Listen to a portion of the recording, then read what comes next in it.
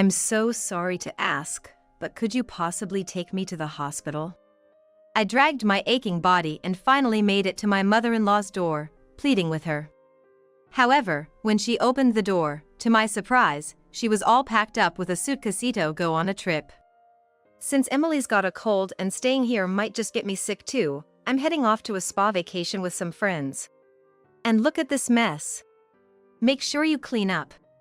My mother-in-law quickly left for her trip. I couldn't believe it. My mother-in-law had offered to live with us, claiming she wanted to help out since my husband was often away on business trips and I was pregnant.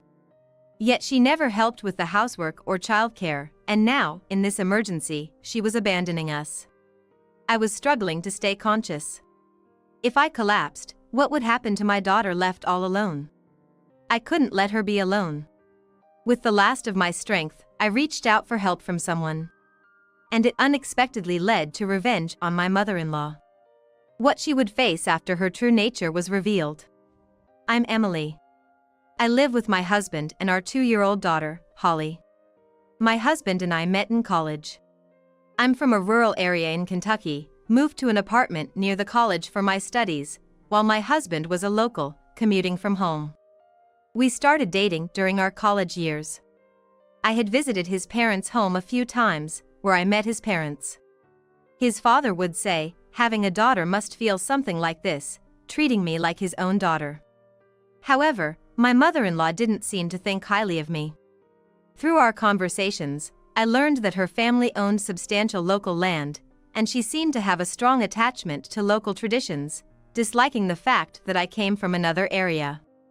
She would often complain in front of me, "There are plenty of good girls around here."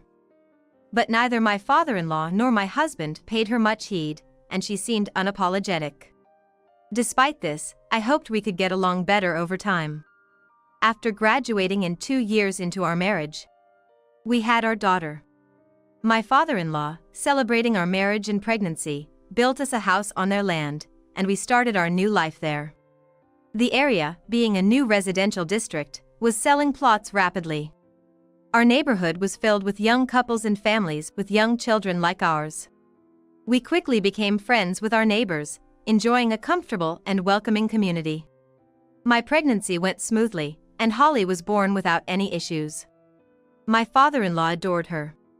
But my mother-in-law acted distant towards Holly, not trying to get too close. Possibly because of her dislike for me and her germophobia, reacting excessively if Holly reached out to her after being held by my husband.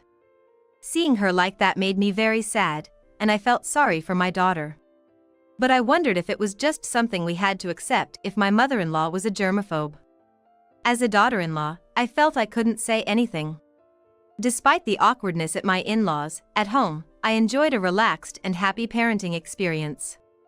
Holly was adorable, and the community of young families around us meant she had plenty of children her age to play with, preventing any feelings of isolation in parenting. Our neighbors, particularly one family with a child the same age as Holly and the wife my age, became close friends, often sharing meals and outings together. 2 years after Holly was born, I became pregnant with our second child. Luckily, my morning sickness was mild, but managing my energetic daughter while feeling unwell was challenging. My husband, thrilled about the pregnancy, had recently been transferred to a department with frequent business trips, adding to his worry for us. The support from our neighbors, offering help whenever needed, gave me strength. During this time, we lost my father-in-law. My father-in-law had a history of heart problems, and one morning, he collapsed from chest pain. It was a heart attack. My mother-in-law called an ambulance immediately, and he was rushed to the hospital, but he passed away before we could get there. My husband, daughter, and I hurried to the hospital as soon as we got the call, but by the time we arrived, my father-in-law was already gone. My mother-in-law, devastated, wept openly, while my husband comforted her. Holly, still too young to understand, looked confused. I cherished the memory of our last visit to my in-laws, where my father-in-law had been so happy about our growing family. He was so happy for us, and he always looked out for my well-being. My father-in-law said, "You're going to be a big sister, huh," as he hugged Holly with so much love. Seeing him like that made me feel incredibly happy. I adored my kind father-in-law as if he were my own father, and not being able to let him hold my second child was so painful that I couldn't stop my tears. After the funeral, life started to settle down.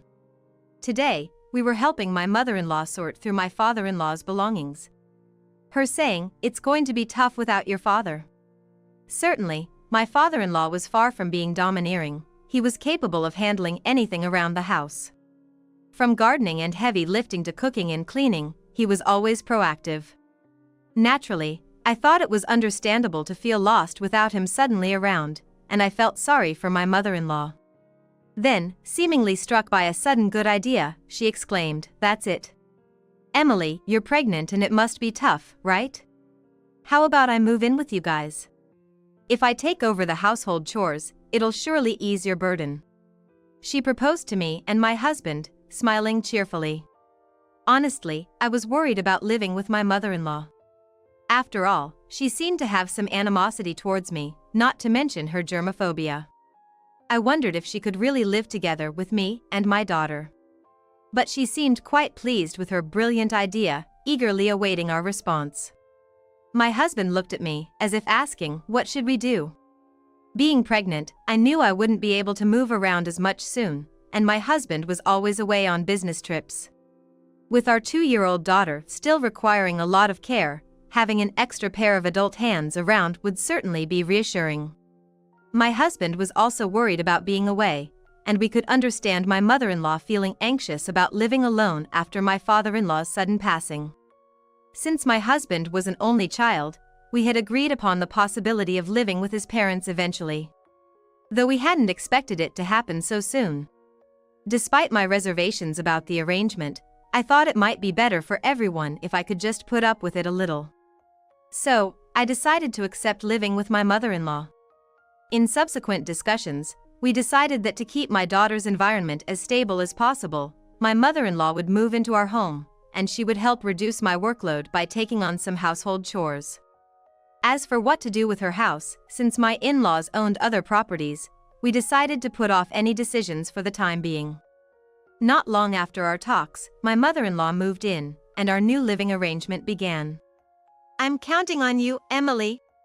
Think of me as a real family and don't hesitate to ask for anything," she said with a smile. Though she had been rather cold to me before, it seemed she was trying to change her approach with the new living situation. I resolved to try my best to get along with her too. And responded, "Thank you, I'm looking forward to it."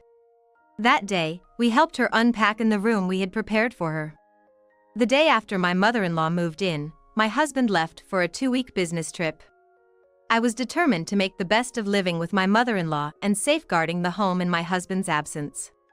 A week into his trip, I had initially thought to gently show my mother-in-law how to use the washing machine and vacuum cleaner, considering she might still be getting used to our home.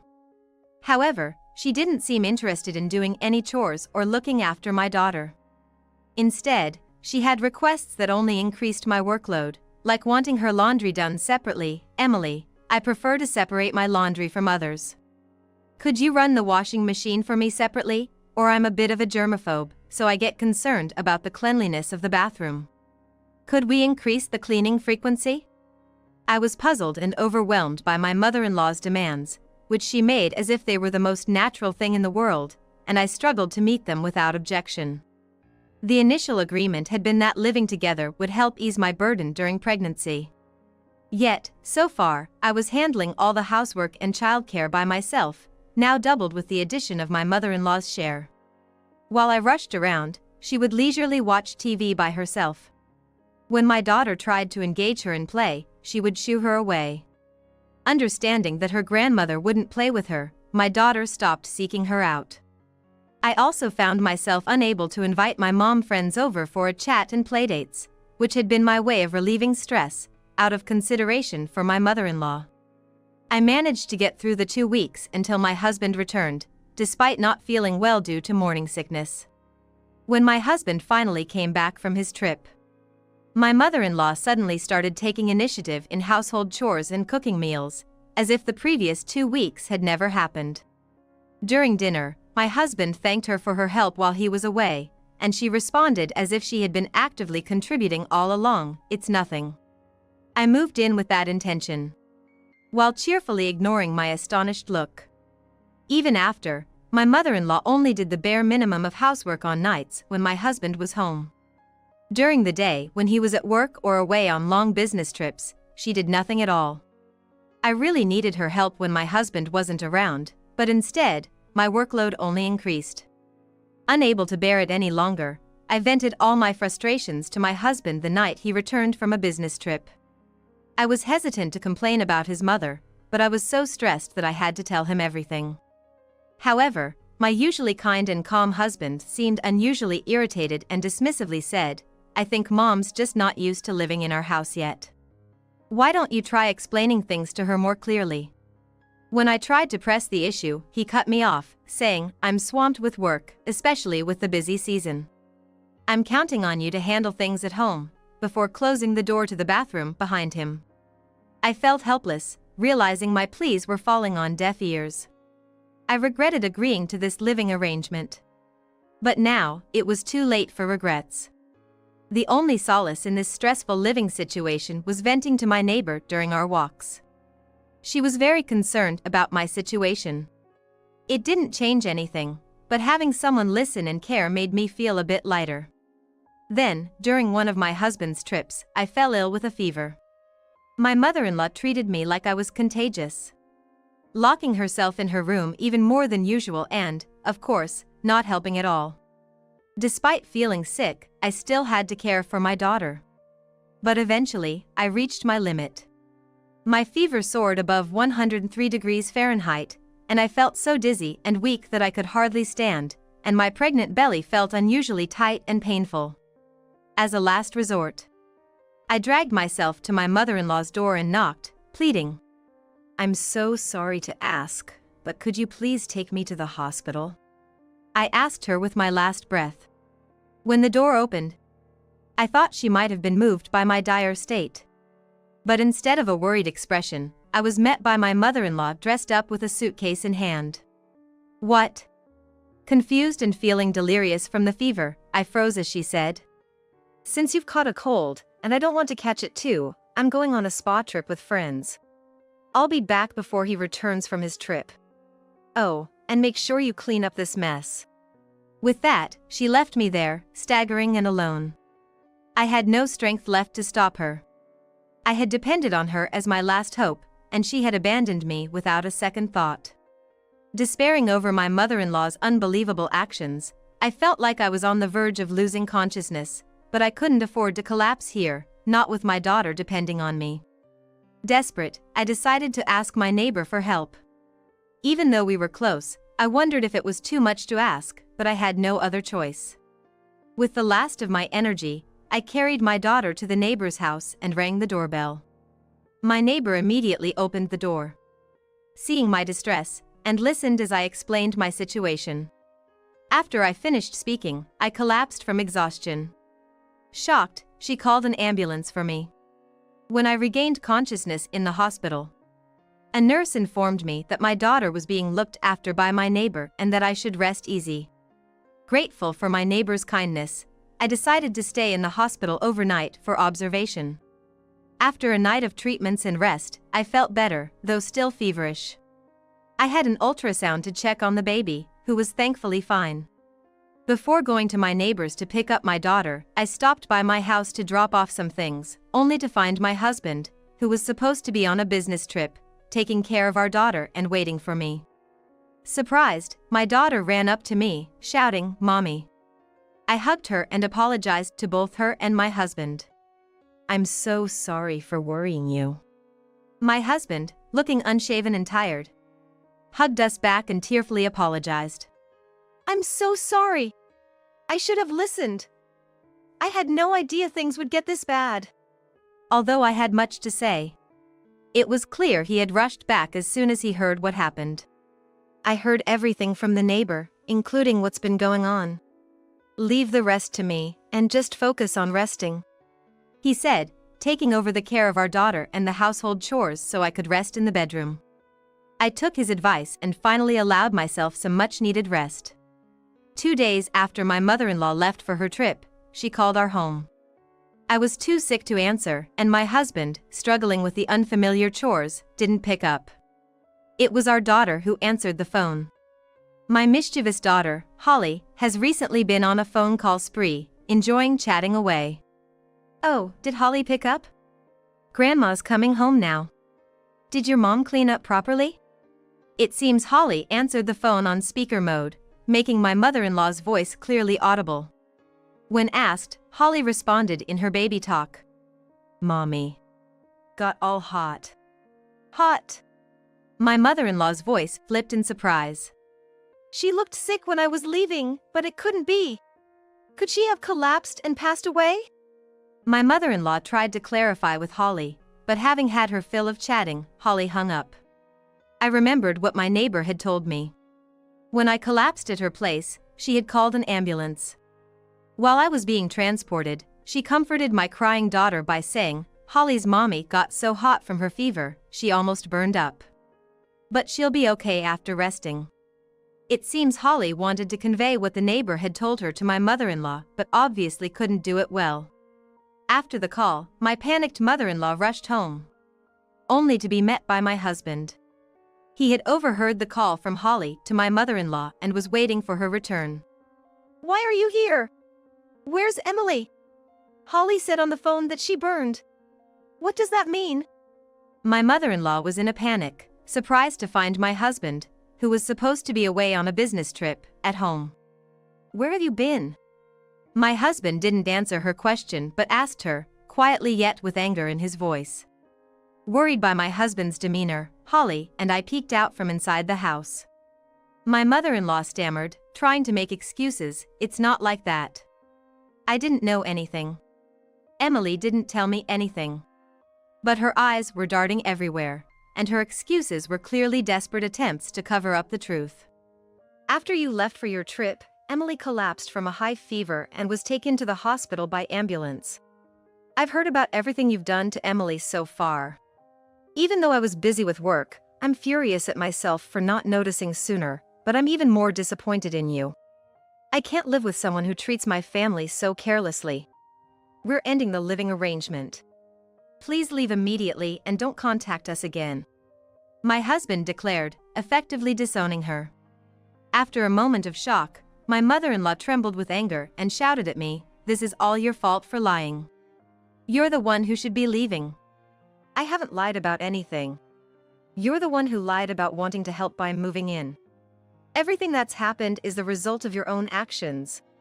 I had always held back my true feelings around my mother-in-law.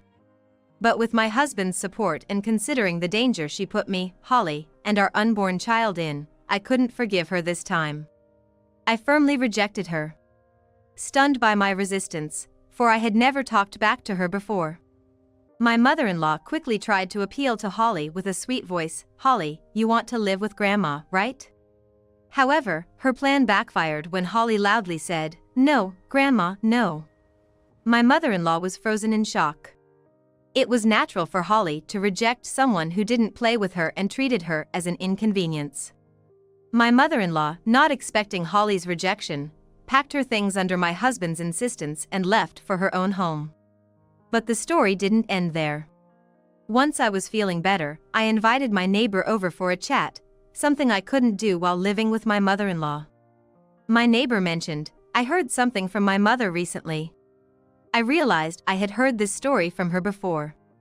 During our conversation, it came to light that my neighbor was actually the daughter of one of my mother-in-law's friends. My mother-in-law, who had many friends due to being a prominent landowner, soon found her bullying behavior widely known among her circle, leading to her being ostracized. My mother-in-law occasionally called, crying and begging for forgiveness, asking me to mediate with her friends. But I refused, reminding her, as I said before, "You brought this on yourself. I'm busy, so excuse me." Cut off by her friends and looked down upon by neighbors and relatives who heard about what happened from my husband, my mother-in-law lived in isolation. Despite her attempts to reconcile, my husband and I were done with her. I'm fed up with living with my mother-in-law and thinking about everything that's happened. I just want to keep my distance from now on. As the seasons changed, I safely gave birth to our second child, a boy. Holly adored her little brother and eagerly helped take care of him. Watching them, I vowed to be a strong mother who could properly raise her children.